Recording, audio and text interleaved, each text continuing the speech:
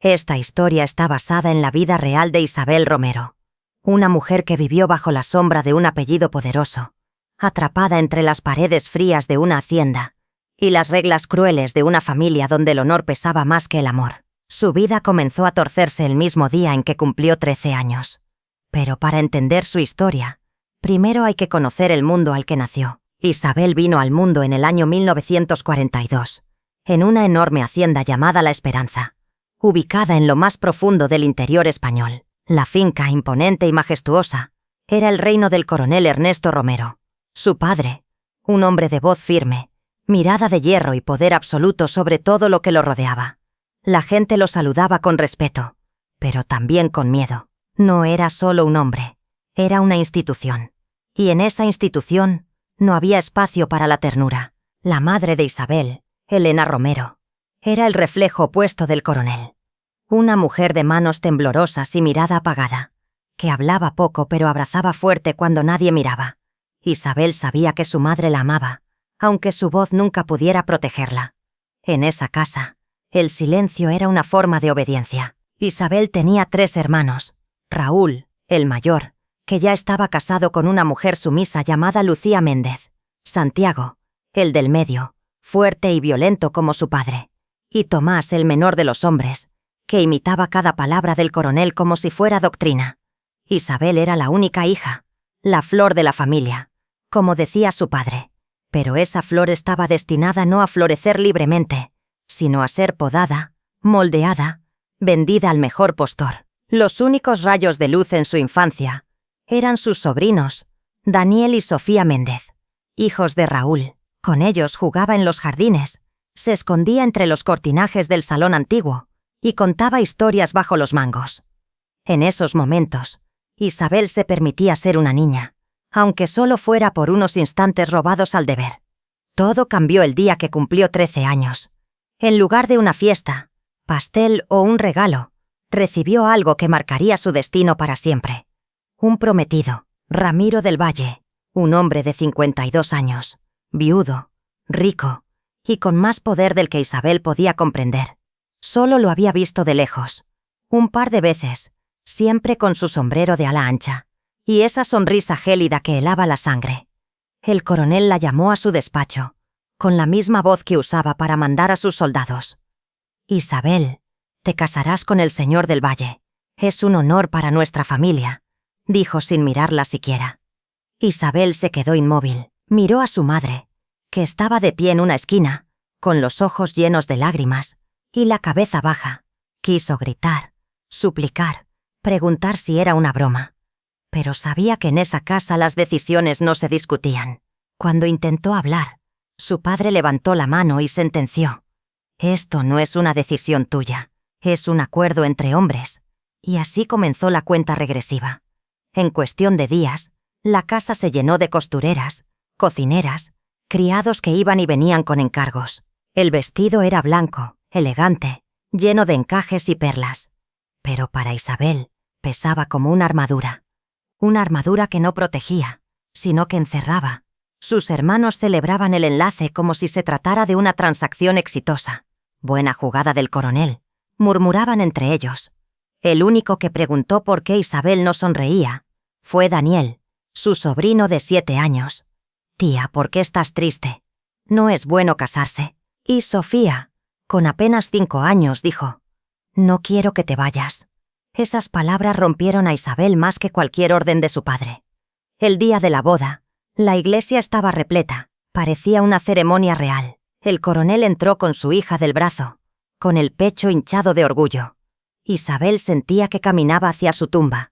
Ramiro del Valle la esperaba en el altar, con esa sonrisa que no era de alegría, sino de conquista. Cuando el sacerdote dijo «¿Aceptas?», Isabel sintió que no era ella quien respondía, sino un eco vacío. La noche de bodas fue peor de lo que imaginaba. Ramiro cerró la puerta del cuarto nupcial y dijo con una voz que todavía resuena en sus pesadillas: «Ahora eres mi mujer». Isabel tenía 13 años. Esa noche, dejó de ser niña. Fue obligada a convertirse en esposa, en adulta, en prisionera. Y así terminó su infancia. Pero su historia apenas comenzaba. El caserón de los del Valle era inmenso. silencioso y helado. Cada rincón tenía un retrato de algún antepasado con mirada severa y aire de juicio eterno. Para Isabel Romero, aquel no era un hogar, sino una prisión disfrazada de lujo. Las puertas eran grandes, pero no conducían a libertad. Los ventanales, aunque altos, nunca dejaban entrar la luz suficiente para calentar su alma. La joven Isabel, con apenas 13 años, vivía ahora como esposa de Ramiro del Valle, un hombre que la trataba como si fuera su posesión más reciente, no su compañera de vida. Los días comenzaron a transcurrir entre órdenes, silencios y miedo. Ramiro era un hombre de costumbres rígidas y voz imponente. Quería que Isabel lo atendiera en todo, en la mesa, en la ropa, en la cama. No aceptaba negativas. Cuando ella lloraba, él se burlaba. «El llanto no sirve en esta casa», decía mientras golpeaba su bastón contra el suelo. Si alguna vez ella se atrevía a levantar la voz o expresar su malestar, él amenazaba con castigos tan crueles que la piel se le erizaba. Una noche, tras negarse a cumplir una orden que no entendía, Ramiro la arrastró por el pasillo hasta el chiquero. La lanzó al suelo fangoso, cerró la puerta tras de sí y le gritó desde afuera: «Allí aprenderás a comportarte». Isabel pasó la noche entera allí, desnuda, cubierta de lodo y lágrimas, temblando por el frío y el miedo. Cuando por fin salió el sol, Ramiro la sacó, la bañó sin delicadeza y la obligó a compensarlo por su desobediencia. Ese día, una parte de ella murió para siempre.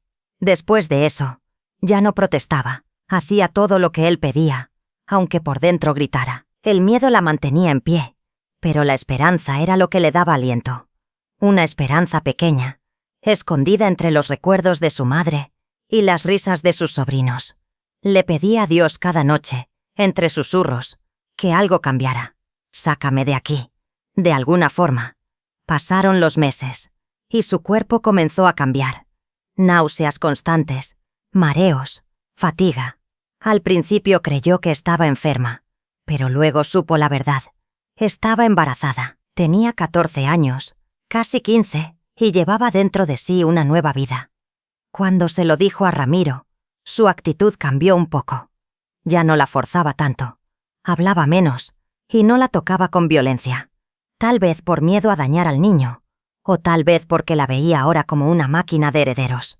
El 6 de marzo de 1957, en medio de una tormenta, nació Camila del Valle. Fue pequeña, con ojos oscuros como su madre, y una paz inexplicable en el rostro. Por primera vez desde su boda, Isabel sintió algo parecido a la felicidad. Aquel bebé era su salvación, su compañía, su razón para levantarse cada día. Se prometió protegerla, incluso si eso significaba enfrentarse al infierno otra vez. Ramiro no mostró interés por Camila. «Las niñas no sirven para nada», dijo sin mirar siquiera a la cuna. Isabel lo agradeció en silencio. Cuanto menos se involucrara, más tranquila estaría su hija. Así pasaron los días, entre pañales, canciones suaves y caricias secretas en la habitación que compartían madre e hija. Pero la calma no duró. Al cumplir Isabel los 17 años, Ramiro empezó a exigir otro hijo. Volvieron las noches de terror, las imposiciones. Esta vez Isabel ya no lloraba. Lo hacía por obligación, por supervivencia. En 1959, nació su segundo hijo, Gabriel del Valle, un varón. Ramiro estaba eufórico, hizo fiestas, brindó con políticos y criadores, y por primera vez en mucho tiempo, sonrió frente a la cuna. A Isabel no la felicitó, pero le dijo: «Ahora sí vales algo». Mientras Ramiro celebraba con sus invitados, Isabel amamantaba a su bebé con ternura. Amaba a Camila y Gabriel con la misma fuerza, aunque el mundo los tratara diferente. Cada noche les contaba cuentos al oído, les cantaba con voz temblorosa, les juraba que algún día serían libres. La vida continuó, cada día con su cuota de dolor, pero también con pequeñas victorias. Isabel aprendió a leer mejor gracias a los libros de su difunta suegra. Comenzó a anotar fechas, recetas, frases que le daban valor. Empezaba a despertar en ella algo nuevo. La voz que le habían quitado empezaba a volver, tímida, pero firme. Fue entonces, en el año 1960, cuando todo cambió. Una tarde, mientras Ramiro descansaba en la veranda, copa de brandy en mano, se llevó la mano al pecho. El cristal cayó y se hizo trizas. Isabel corrió a ayudarlo.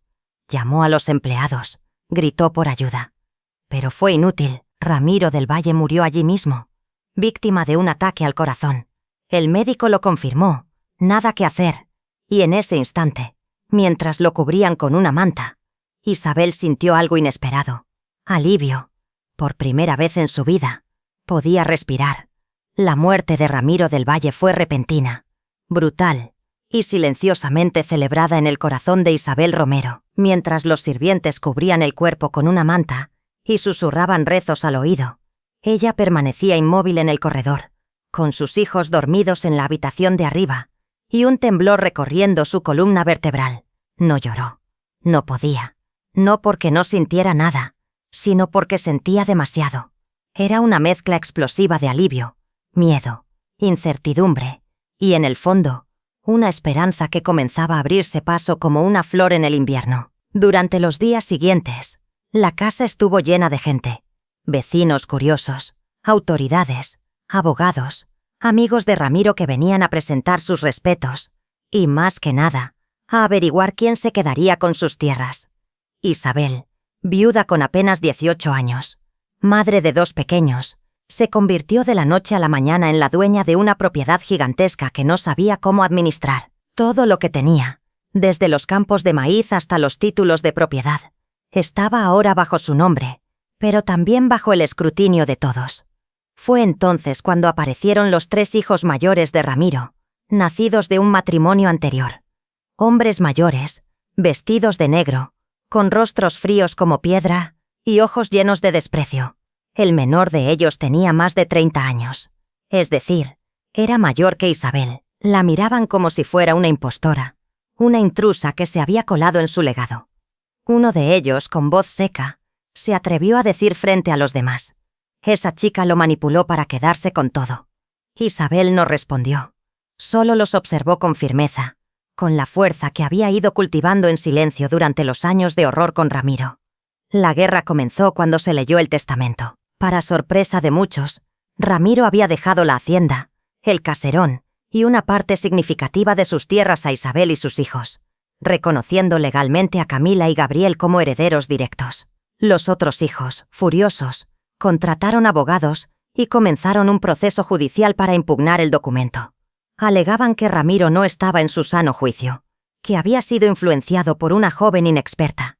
Los rumores se expandieron por la ciudad como pólvora. Algunos decían que Isabel había envenenado a su marido. Otros, que había falsificado documentos. Cada día recibía citaciones, advertencias, amenazas veladas. Isabel no sabía nada de leyes. Apenas había terminado de aprender a leer con fluidez. Cuando llegó la primera notificación judicial, las manos le temblaban. No podía dormir, comía poco y vivía en un estado constante de ansiedad. Fue en ese momento que conoció a Esteban Morales, un joven abogado que acababa de abrir su pequeña oficina en el pueblo. A través de un antiguo sirviente de la casa, Esteban escuchó del caso de Isabel y, conmovido por su historia, decidió ofrecer su ayuda. Al principio, Isabel no confiaba. Después de tantos hombres que solo la habían usado, ¿por qué este sería diferente? Pero Esteban era distinto. Le explicaba cada documento con paciencia, no la interrumpía, no la juzgaba por sus preguntas y, sobre todo, la miraba con respeto. Día a día, Isabel fue soltando un poco de esa desconfianza que la había mantenido a flote durante años.